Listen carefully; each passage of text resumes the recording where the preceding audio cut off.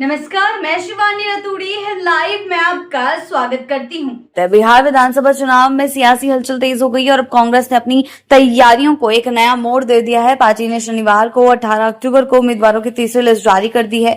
इस सूची में कांग्रेस ने 5 नए प्रत्याशियों के नामों का ऐलान किया है। नरकटियागंज से शाश्वत केदार पांडे, किशनगंज से मोहम्मद कमरुल होदा, कस्बा से मोहम्मद इरफान आलम, पूर्णे से जितेंद्र यादव और गया शहर से मोहन श्रीवास्तव को टिकट दिया गया है। कांग्रेस के इस ऐलान के साथ ही बिहार में चुनावी समीकरण और भी दिलचस्प हो गए हैं। कांग्रेस अब तक बिहार में कुल 54 सीटों पर अपने उम्मीदवारों के नाम घोषित कर चुकी है।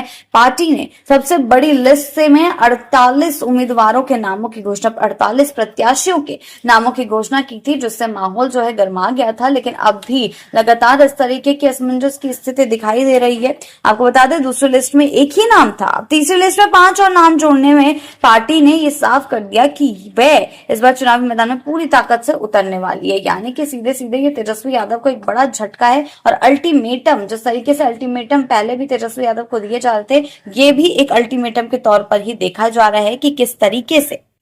जी हाँ, आपको बता दें, बिहार चुनाव में कांग्रेस महागठबंधन का हिस्सा है और राज्य समेत अन्य सहयोगी दलों के साथ साथ सीट बंटवारे पर सहमति नहीं बनने के बाद भी पार्टी ने अपने पत्ते खोल दिए हैं। राजनीतिक जानकार मानते हैं कि कांग्रेस का आत्मविश्वास ही दिखाता है। ये संदेश था कि वो गठबंधन में अपनी भूमिका को मजबूती से स्थापित करना चाहती है और किसी भी तरीके की ढिलाई नहीं बरतेगी, चाहे कुछ भी क्यों ना हो जाए। अगर उसने ठान ली है तो वो ठानेगी और इसी ठान के चक्कर में बिहार विधानसभा चुनाव इनके हाथों से निकलता हुआ दिखाई दे रहा है, क्योंकि ये साफ देखने को मिल रहा है कि किस तरीके से एक के बाद एक मुसीबतें तेजस्वी यादव के लिए बढ़ती जा रही है। एक के बाद एक गलतियां जो हैं कांग्रेस राजद द्वारा की जा रही है, जिससे तेजस्वी यादव की परेशानी बढ़ रही है। क्योंकि अगर वो अपने आप को मुख्यमंत्री चेहरे के तौर पर पेश करना चाहते हैं, हालांकि कांग्रेस ने अभी तक इसकी औपचारिक घोषणा नहीं की है, लेकिन वो अपने आप को महागठबंधन का असली चेहरा बनाना चाहते हैं, तो उन्हें जनता के सामने स्पष्ट एजेंडा रखना होगा, सीट बंटवारा करना होगा। सीट बंटवारों के बाद उन्हें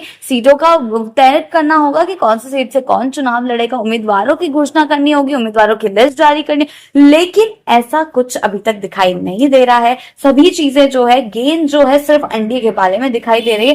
पूरी तरीके से रणनीति जो है महागठबंधन की उलझी हुई है। आगे चलकर क्या कुछ देखने को मिलता है, ये देखने वाली बात होगी, क्योंकि इस तरीके से सब कुछ खेल जो है पूरा खराब हो रखा है महागठबंधन का। उसने तेजस्वी यादव की लंका तो जरूर लगाई है। ऐसी ही अपडेट्स के लिए जुड़े रहे हैं लाइव के साथ ही चैनल को सब्सक्राइब करना ना भूलें और हमारी फेसबुक और वेबसाइट के साथ भी जरूर जुड़ें।